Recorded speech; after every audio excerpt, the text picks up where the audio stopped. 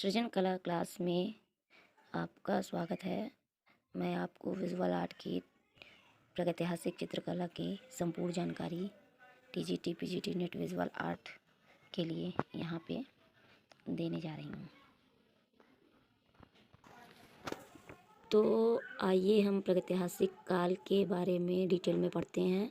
तो प्रागैतिहासिक काल का टाइम पीरियड है लगभग 3000 वर्ष ईसा पूर्व से 1500 ईसा पूर्व। इसकी पृष्ठभूमि ये है कि भारतीय मूर्तिकला व स्थापत्य कला का इतिहास अत्यंत प्राचीन है, जो मानव सभ्यता के विकास क्रम से जुड़ा हुआ है। यानी मानव सभ्यता का विकास जब से शुरू हुआ है तब से मूर्तिकला और स्थापत्य कला के प्रमाण प्राप्त हो रहे हैं या हुए हैं। वस्तुतः भारतीय कला भारतीय धर्म और संस्कृति की मूर्त अभिव्यक्ति रही है, अर्थात इसे साकार रूप में हमेशा से ही देखा जा रहा है। जहाँ व्यक्ति की सोच नहीं पहुँची वहाँ भारतीय समाज का सामूहिक अनुभव और चिंतन ही व्यक्त हुआ है। भारतीय कला में देवता, मनुष्य, पशु और वनस्पति जगत को एक विराट संदर्भ समाविष्ट के रूप में दर्शाया गया है, समष्टि के रूप में दर्शाया गया है। और कला के विभिन्न माध्यमों में मूर्ति कला निसंदेह सर्वाधिक सशक्त और बहुआयामी रही है, अर्थात मूर्ति कला के बहुत से आयाम हमारे समक्ष दिखाई देते हैं। अर्थात हम मूर्ति कला को विभिन्न तरीक़ों से उसका रूप देखते हैं, जिसमें धर्म की सदैव प्रधानता रही है। अर्थात मूर्ति कला में जो भी मूर्तियाँ बनी हुई हैं वह सब धर्म से प्रेरणा लेकर बनाई गई हैं, अर्थात धर्म को ध्यान में रखते हुए मतलब मनुष्य ने धर्म में देवताओं की पूजा करने के दृष्टिकोण से ही मूर्तियों का सृजन किया और इस चलचित्र में आगे बढ़ा। भारत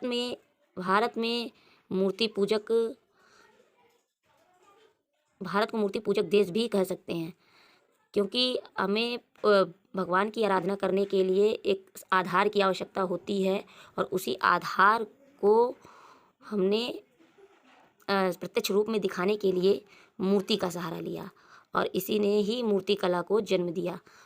और इस देश के निवासी पूजा की अनेक विधियाँ अपनाते हैं। भारत के निवासी पूजा की अलग अलग विधियाँ अपनाते हैं और मूर्तियों की अलग अलग प्रतिमा को अपने यहाँ स्थापित करते हैं, जिनमें से एक रूप है मूर्ति पूजा। परंतु मूर्ति निर्माण का उद्देश्य मूर्ति को पूजा में रखना ही नहीं होता, वरन इसके अधिक व्यापक प्रयोग हैं कि सिर्फ पूजा के लिए ही मूर्ति का निर्माण हुआ है, ऐसा नहीं है। मूर्तियों का निर्माण कई दृष्टिकोण से हुआ है। मूर्ति निर्माण के उद्देश्य निम्न प्रकार के हैं। पहला, स्मृति को सुरक्षित रखने के लिए, अर्थात हमें कुछ भी जो हमारे लिए महत्वपूर्ण चीज़ें हैं उनको स्मृति स्वरूप कि वह हमारे साथ हमेशा रहें, उनको सुरक्षित रखने के लिए।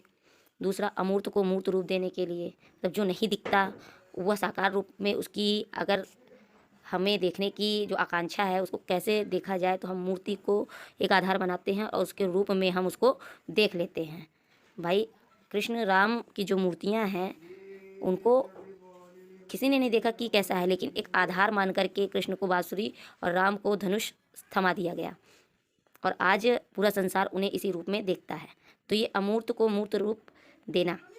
तीसरा, किसी भाव को आकार देना, अर्थात उस समय जिस समय से मूर्तियों का सृजन होना शुरू हुआ उस समय के मनुष्य क्या सोचते थे, वो क्या चाहते थे, किस तरीके से उनके भाव में अगर ईश्वर के प्रति ही वह भाव है या किसी और के प्रति है या वह किसी और रूप में दिखाना चाहता है, तो वो अपने भावों को मूर्तियों के रूप में सामने दिखाया है। इसी प्रकार से मूर्ति की परिभाषा, मूर्ति किसे कहते हैं।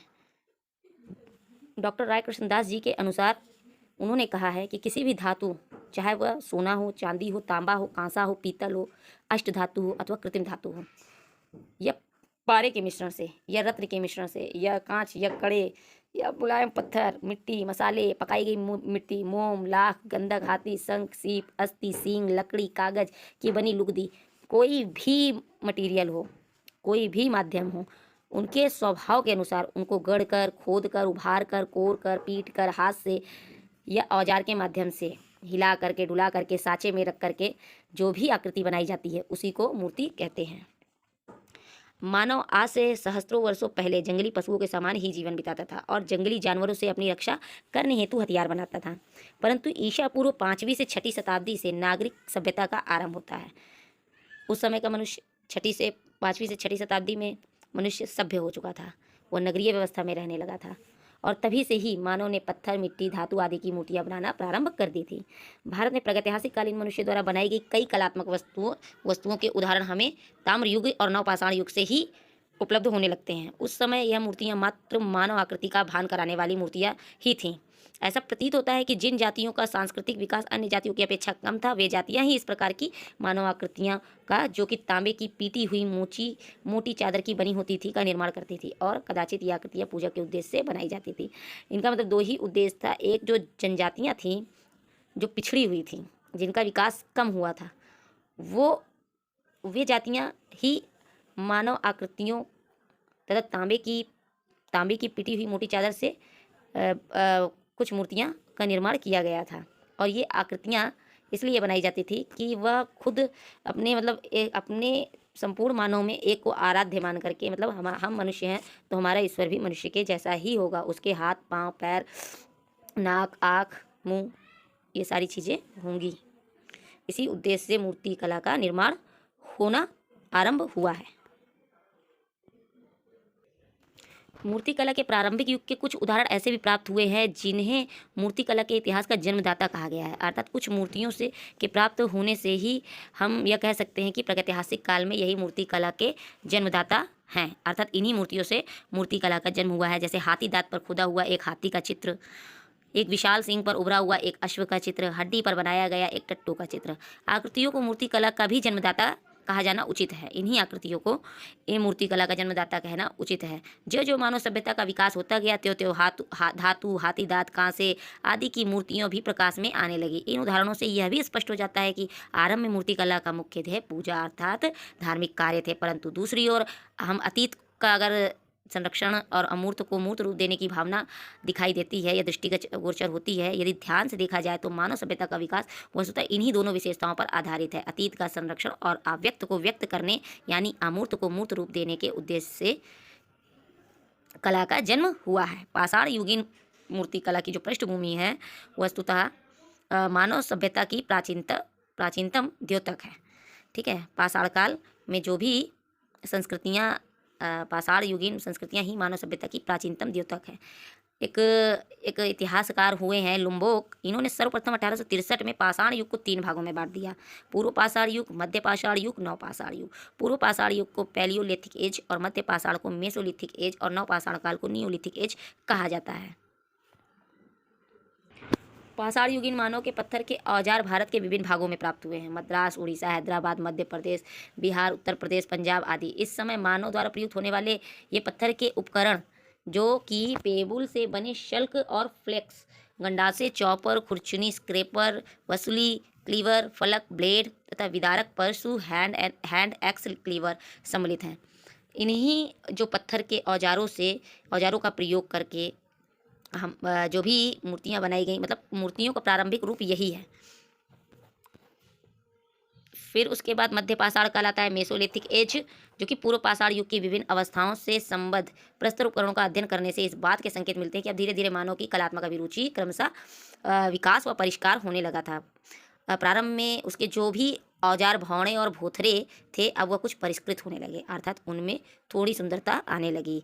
इस काल के मानव ने छोटे छोटे पत्थरों तथा पेबुल से अपने औजार बनाने प्रारंभ कर दिए थे, जो कि मध्य पाषाण युग की एक महत्वपूर्ण उपलब्धि थी। सांस्कृतिक विकास की प्रक्रिया में नव पाषाण युग सर्वाधिक महत्वपूर्ण है।